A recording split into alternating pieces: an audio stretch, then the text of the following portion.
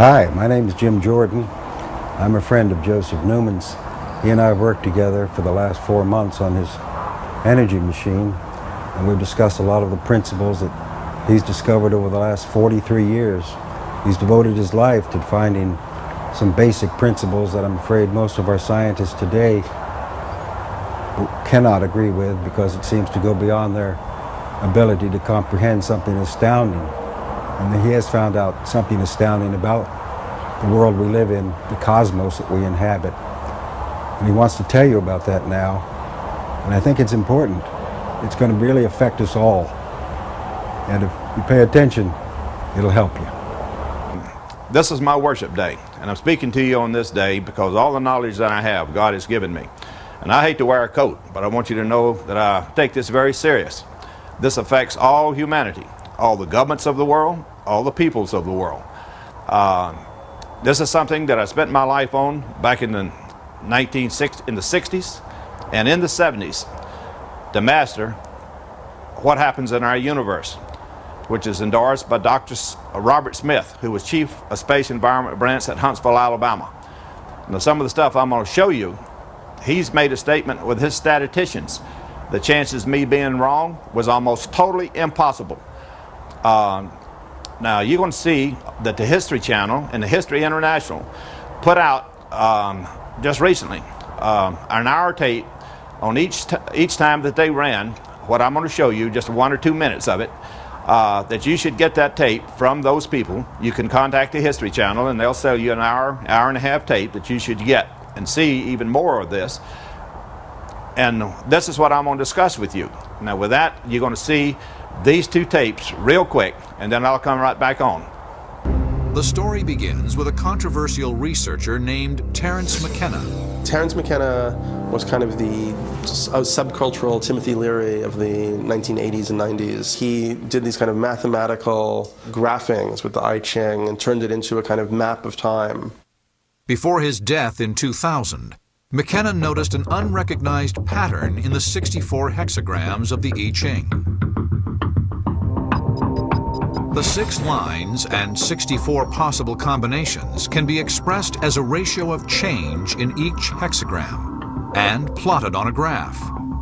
When McKenna mapped that graph over a timeline, he found intriguing correlations that matched all 4,000 years of recorded history.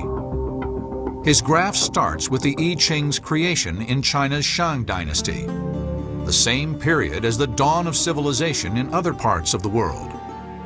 The 64 hexagrams repeat 64 times over history.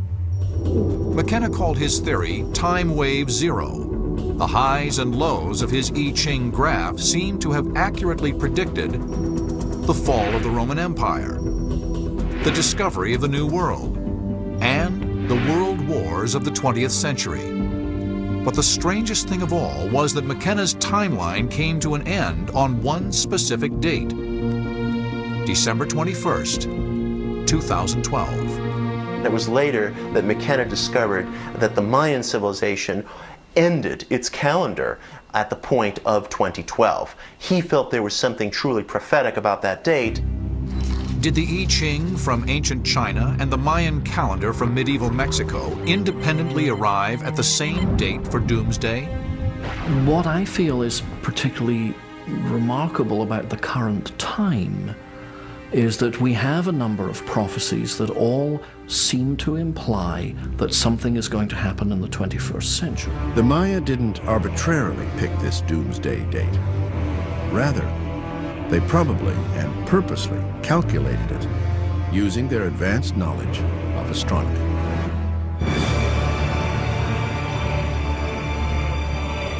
The Mayan prophecy for 2012 is anchored to an astronomical alignment.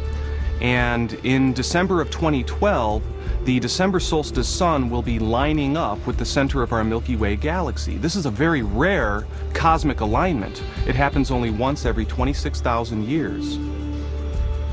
Every 26,000 years, the sun aligns with the center of the Milky Way. At this same time, another astronomical rarity occurs. The Earth completes a wobble around its axis. This phenomenon is called precession. The exact date of when this incredible galactic alignment will all come together is on December 21st, 2012. The Earth wobbles very slowly on its axis, so it effectively changes our angular orientation to the larger galactic picture. One complete precessional wobble is 26,000 years. How the Maya could predict cosmic events 26,000 years into the future remains unknown, despite the ongoing work of experts. What is known is that, for some reason, the Maya attached great meaning to the precessional cycle. The precessional cycle was an astronomical measurement that was so slow that they saw it as a fundamental framework on which they could patch their history and see where they were in the context of time. Now you just heard what they said on those videos, and I'd recommend you get it from the History Channel and the History International. What I'm going to hit you with is going to shock you, but there's a solution to any problem, and I say this to you in this book when I published it in 1984. Now, one thing I've noticed, I grew up in the country and with country people. I learned very quickly they had a phenomenal amount of common sense. If there was something broke, they'd fix it with baling wire or anything else to get it working, to get your job done. They have a lot of common sense, but they didn't have much knowledge. Now I noticed something is when I got into science and started meeting physicists and electrical engineers and etc., I really expected these people to have a lot of common sense as well as a lot of knowledge, and I was shocked because what I found, to my dismay, was they had a lot of knowledge and absolutely no common sense. And the way you know that I've felt this with every fiber of my being as a young man, when I was doing all this that I'm going to now share with you, I decided it wasn't that I was so smart, these people were arrogantly stupid. It's like me talking to the wall. Well, I'm not going to waste my time talking to the wall, so I wouldn't even talk to them. They were telling me they could run the whole world, and they applied mathematics to it, and they didn't have to understand nothing, and the burden of proof was on me. Well, I thought that was the stupidest comment I ever heard in my life, admitting they didn't understand gravity or electricity or magnetism, wave particle theory and light, the property of inertia. Well, I spent 14 years to give a unified mechanical field theory that's up on Google. Very simple, and 40 scientists have endorsed it, and the world didn't do spit. Tesla even made the statement, whoever can mechanically explain electricity would make the greatest discovery in the history of the man. All right, now, what I do know, to you, the common person, I don't give a spit whether scientists get in behind, so-called scientists get in behind this or not, because they haven't gotten in behind my life's work. I despise what they stand for. They're not scientists, they're liars, they're frauds. The good example is that, I know in Texas, they built a device for billions of dollars, and in '93 they shut it down to accelerate 2 electrons toward one another to hit, to explode, and see what matter's made of. Well, I had disclosed all that back in the 60s. By 1979, I was done giving a unified mechanical field theory. 40 scientists have endorsed it. They shut it down in '93. It never did anything. It's never produced anything. The taxpayers, you the taxpayer, paid for it because of those idiots. I'm going to show you something that Dr. Smith, there are good scientists in the scientific community, and those people I have a lot of great respect for, but they are rare. They're less than 1% of all the people who claim to be scientists are true scientists. I'm telling you, I know, I've met them, I've been to universities, I've talked with these idiots. People like Dr. Smith, I hold in high regard because they speak out and they're truthful. When they see something that defies what they've been taught, an honest man will readily agree that that new knowledge is true. Now I'm going to show you something, that the Earth's true axis and magnetic axis are one and the same. Now science teaches, because they're idiots, just because they're found 1,500 miles apart on the Earth's surface, there's no connection. Now the reason I'm going to show you that is just keep in mind what you just saw from that History Channel. I'm going to tell you why this is going to happen 4 years from now. That in 2012, the world is going to have havoc hit it. Now this is what I had shown, and if you can pull up on this, it clearly shows you that every 26,000 years they notice that the Earth's true axis traces a cone in the sky. Well, isn't it interesting that the Earth's magnetic axis makes the same cone once every day? Every day it makes the same identical cone that the Earth's true axis traces in the sky every 26,000 years. The mathematical odds of that being an accidental occurrence is more than 129 million to 1. Not only that, I showed that if you took the degree of angle of the moon to its own orbit and added it to the degree of angle between the moon's orbit to Earth's orbit, it would equal exactly the degree of angle between the Earth's true axis and magnetic axis, and those mathematics is way up into the billions to 1 against accidental occurrence. It shows you that the electromagnetic effect is throughout the whole system. This clearly shows you that the Earth's true axis is a result of the Earth's magnetic axis warped in outer space as it aligns with the sun's magnetic field. Now, they teach you in science that the sun has a phenomenal magnetic field. It goes out so far they don't even know where it goes. That's their quote. And it was obvious to me these people were stupid, because it was obvious to me any magnetic field is going to go out and hook up with another magnetic field, which is our galaxy. Then you read in astronomy, it tells you that a magnetic field prevails our galaxy. I did thousands and thousands of experiments to get this information. It just didn't pop into my mind. Now, what I'm going to tell you, though, is I'm going to show you how there's a solution to the problem that's going to happen in 2012. If the U.S. government and the power brokers hadn't fought this energy technology so much, they would have mastered this that I had already warned the world about.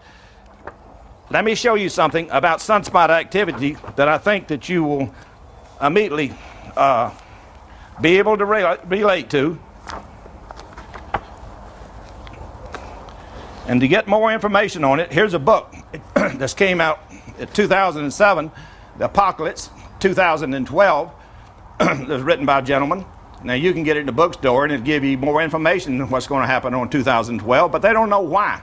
They're suspicious that somehow sunspot activity may be connected to it, but they don't know why it occurs. I'll tell you why it occurs. Now, look at this. This shows you a picture, and this is in 1901, they have what they call a minimum and they have a maximum sunspot activity. Now, every 11 years, the cycle changes.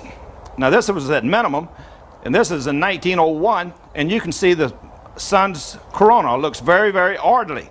And you can see the plumes coming out of the north and the south pole of the sun, while they can see that it has a magnetic field, and they don't know where it goes to. Now, look at this. This looks explosive. This is maximum sunspot activity. Maximum. Look at it. Now, imagine this multiplied 100 or 1,000 times. And that's what I'm talking about is going to occur. And the proof of this was in 2005, at a minimum time that you should have had minimum sunspot activity on the sun already. They had maximum sunspot activity, more sunspot activity than they had ever seen before at a low period occurred in 2005. That's when Karina hit. That's when that tsunami hit and wiped out a whole bunch of people. And many other things happened in 2005. It's a prelude of what's going to happen. And I'll tell you why this is. They teach you in astronomy, which they verified, is that sunspot activity, it'll have a leader and it'll have a follower. If the leader's a North Pole, the follower will be a South Pole. Now, if this is a North Pole up here, well, if you go south of the equator, the leader will be a South Pole, opposite of what it is in the North Pole. And then they'll have a follower of it. Now, what I knew was I could see that's coupling a North to South Pole, just like magnets always do. Whether you got a North Pole, you got a South Pole. You got a South Pole, you're going to have a North Pole. I see uniformity that prevails our galaxy. Now, what I knew is that this information wasn't gotten by accident. Dr. Smith, when he read what I had written and sent to him, he sent me some work done by a gentleman named Huntington, who studied sunspot activity for 30 years. And he stated, and he was trying to prove that sunspot activity was strictly a gravitational effect of the planets as they orbit the sun. Now after 30 years though, notice what he did, because he was an honest scientist. He spent his life, 30 years, and he was fixing to retire. This was his quote: "After 30 years, I know that it is not a gravitational effect, because if it was gravitational, the effect should be a constant, and it is not a constant. Sometimes the planets induce sunspot activity, sometimes the planets reduce sunspot activity." Now look what he showed. Without realizing it, that's the way that you can control sunspot activity, with electromagnetic induction into the sun, that it will cancel it. If man had mastered what I had told him a long time ago and built such a device, but of course the scientific idiots out there hadn't paid attention to what I've shown. But Huntington, without realizing it, found the answer a long time ago. That's the way you beat what's going to happen, is an induction into it. This information has been given me by God. Ain't no man, ain't no woman taught me all that I know.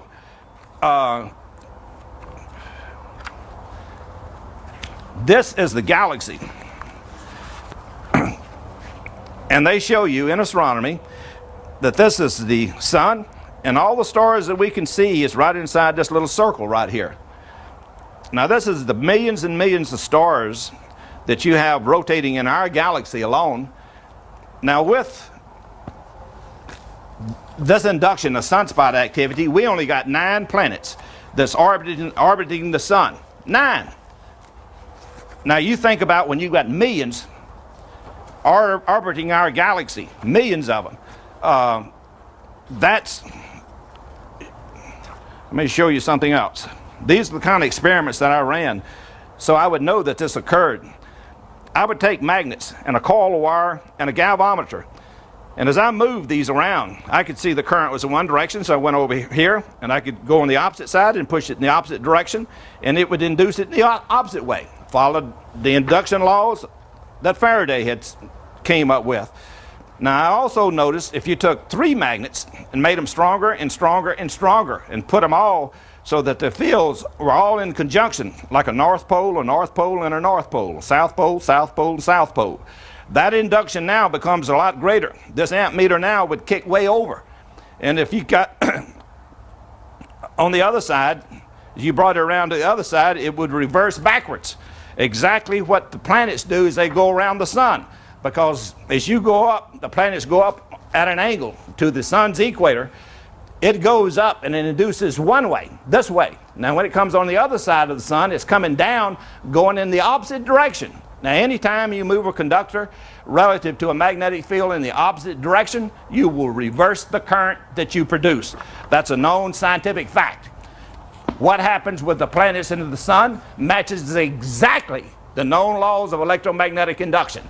Now nobody's ever shown this before me and explained why it occurs. Dr. Smith, Robert Smith, who was Chief of Space Environment Branch at Huntsville, Alabama, totally endorsed my work. He was a peach of a guy, and I give credit to him and Huntington in this very book. And I want to show you how stupid I think the scientific community is, because I drew out how ridiculous when they say they know exactly what's going on. This is the way you picture a man on the earth, and he's got a telescope, he's looking at stars. Well, it's rotating. The earth is rotating. Not only that, it's going around the sun. The sun is spinning as well, and it's going around our galaxy. Now this whole system is spinning, and you're sitting on it trying to get a fix, and you're going to tell me that you can tell exactly how far something is away and exactly where it's going. They even say that the universe is chaos. There was a big explosion and everything's going out in a straight line. That's comments of total idiots. Because it's so obvious to me, our galaxy also orbits some central body that we can't even see, and so does all others. There is harmony in the universe. There is not this chaos that these idiots, and to show you how much of an idiot they are, look back when I told you about the Earth's true axis and magnetic axis. They're one and the same. Now the stupid scientific community who tells you I can tell you everything in the universe, and they're so friggin' stupid they can't tell you simply because you find them at 1,500 miles apart on the Earth's surface. They say there's no connection. Mighty funny that Robert Smith, when he has his statisticians check these numbers, he makes the statement that the chances of me being wrong was almost totally impossible. That's something that the world should take me very serious on. Now what's going to happen is something that I ran an experiment about, and I want to keep this in 30 minutes so I don't lose y'all. Now I hope one thing comes across to y'all, that I know what I'm doing. And I do have faith. And let me say this to the people out there. Where I don't have faith at all, and what I've seen with so-called scientists, most of them, I'm not talking about the people who are true scientists like Dr. Robert Smith and Dr. Swimmer at Arizona State University. If you call him right now, he's still there. And he'll tell you I'm right by more than 1 trillion to 1. This technology that I had will change the world, and the world ain't done nothing. But the world's going to need it desperately. I want to show you an experiment that I ran way back in the 80s, 1987. I gave a demonstration of this very system that proves what happens when there's an induction into sunspot activity. This is an aquarium. This is a transformer with 12,000 volts hooked into AC power. And you can see here a little metal dish, copper disc, with serrated ends to it that I put on it so it'd make points. I filled it up with distilled water. And when I plugged this in, when you watch this at night, you'd see lightning going down to the water. Now one lead is down here. The other lead is here. Now because this is still water, it don't short the system out. But the voltage is there, and it makes lightning go down to hit this water. It makes an aurora around this disc that will glow at night. It will show you what the aurora, but the main thing, what's the sunspot activity? If you picture this disc is the sun, and you cut it right across that equator in this way, notice something. I sprinkle metal filings on top of this water, all over it, like you're putting salt over it. There's metal filings. You have to put them in there real easy so that they won't sink and they will float. And notice how they rotated. This one is rotating this way, but this one is rotating the opposite. Notice this one. This one is rotating in this direction, and this one is rotating in that direction, which is opposite to that one. And these all match. If you call this a North Pole, this is the South Pole, this is the North Pole, and this is the South Pole. You can see that that field can flow from here to here, from here to here, to here, to here, to here. And that's what I say that happens on the sun, from the north of the equator of the sun to the south equator of the sun. This is something God has given me. But the very fact I can demonstrate to you what happens when the planets go around the sun tells you that I know what I'm talking about. I didn't build this by accident. This has got a mirror in it at a 45-degree angle right here. So you could see the particles even underneath. You could turn the lights out where you can really get the full view of this. And then you take a flashlight and shine it in here and look at what you see. And you'll see these particles glittering as they spin around. And it's a beautiful thing to watch. And everybody I showed it to was totally awed about what they saw when they saw it visually. And they believed everything I was telling them. Now the world didn't listen to me because the power brokers of the world was too busy to trying to fight this energy technology that they didn't want y'all to see. Didn't want you to have behind it. And I want to show you something so you can understand it, the people of the world. Here's a little old tiny motor that you can hook to a 12-volt battery and it'll run. Now I hook it to the little 9-volt transistor battery. It won't even turn it over. And this voltage will fall to 1 volt. Now what do you think the chances are then? I can take this 9-volt battery and run this 7,500 pound machine with a 375 pound pump on it and pump water, I have done it with this 9-volt transistor battery. Now, to you people out there that have common sense, if y'all had got behind this technology, the world's going to need this technology, because when this happens with sunspot activity, I know it's hard for the average person to understand what I'm telling you, but I hope you do understand. I know like the back of my hand what I'm telling you, and I'm way above all these people with billions of dollars, and they ain't got the brains that I got in the end of my finger, end of my little finger. And now I have disdain for them. Yet I've met great people like Dr. Swimmer and Dr. Smith and other scientists who are true scientists, and I have great respect, but they are rare. But I do know you, the public, you've got common sense. I grew up with you. I know you do. Now listen to me. It should be obvious to you that I know what I'm talking about. And I'm fighting for you, not for me, for you. I've given my life for you. The thing that I feel sad about is all the other people that's worked throughout history in medicine, physics, chemistry, astronomy, geology, and all of it. And it's all going to get wiped away in 2012 if the world don't work hard now. We got 4 years. If the leaders of the nation of the world who look at this video will contact me, we can set up a system that at least will try to diminish this through electromagnetic induction, that I know it can be done. There is a solution to any problem. If it had been happening 25 years ago, if the world had gotten behind me, we wouldn't have this problem.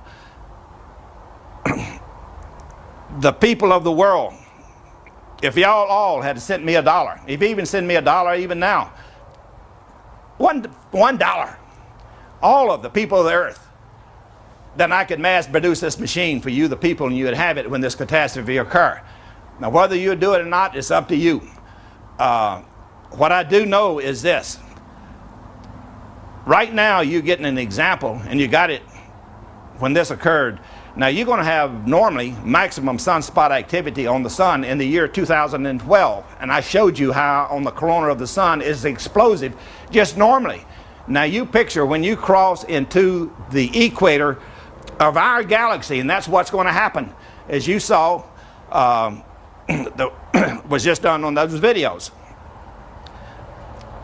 If, I don't know how I can get you to see this, maybe this way. It's a known fact that sunspots on the sun are, many of them are larger than the entire Earth. That's how big they are. Now let's take and exemplify the galaxy, that all these stars are like little gnats going around the center of our galaxy. The sunspots that are induced to them are larger than our sun, I'm certain. Exactly what we have mirrored on the sun is going to be mirrored in our galaxy. The same laws that I show you the connection electromagnetically between the moon's tilt and its relationship to its orbit to the Earth's orbit, and it equals exactly the degree of angle between Earth's true axis and magnetic axis, shows you this electromagnetic interreaction is throughout our galaxy. And just like the scientific community in astronomy long ago said, yeah, we observe there's an electromagnetic field that prevails our galaxy. But we don't know what to do about it. We just know it's there. But it ain't got nothing to do with nothing. That's the comment of an idiot. I know it's all electromagnetic. God has given me the knowledge that I have. It's for the human race. Now, every person who's in a political position who cares about your people,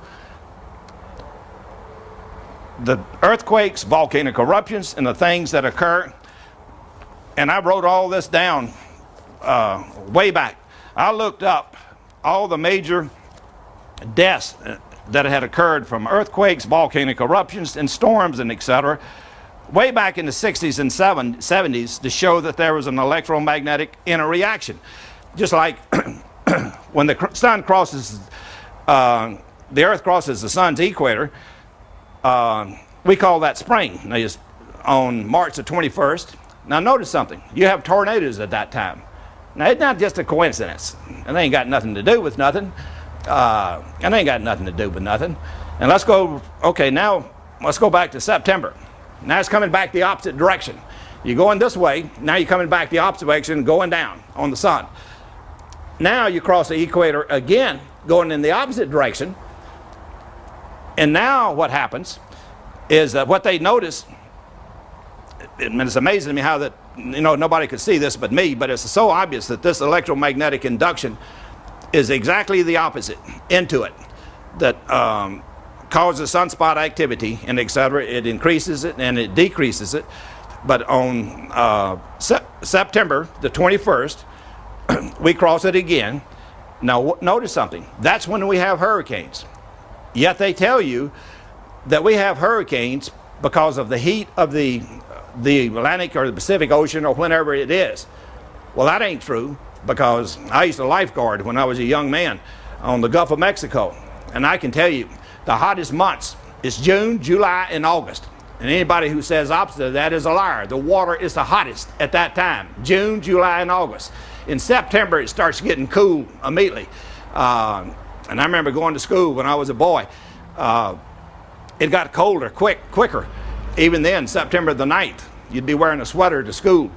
But even on lifeguarding, the 1st of September, they closed the beaches down because it got chilly.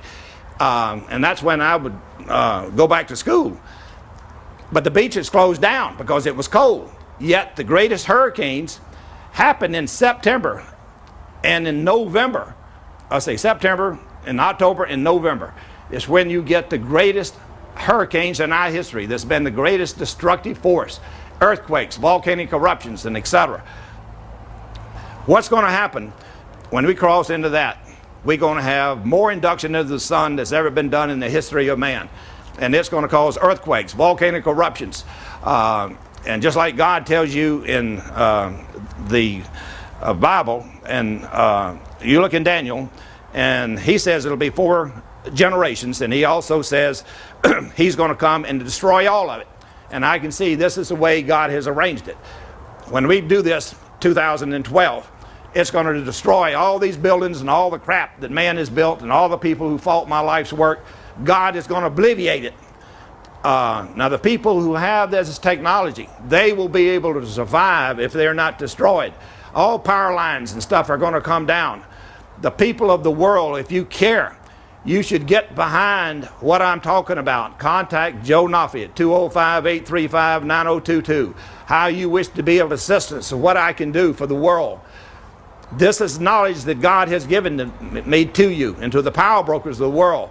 You can help your fellow human beings if you'll turn around and support my life's work now instead of fighting it, and help bring it forward and build the things that I know can be built that will diminish this destruction that I know is going to occur. I appreciate y'all looking at this. This is something I have given my life for. I didn't come by this knowledge because man taught me. Nobody in the world has taught me this but God Almighty. And I thank y'all very much for looking at this, and I hope it hits you and you know I'm speaking the truth. I've given my life for y'all, and what y'all are going to achieve is based on what you're going to do now. Thank you so much.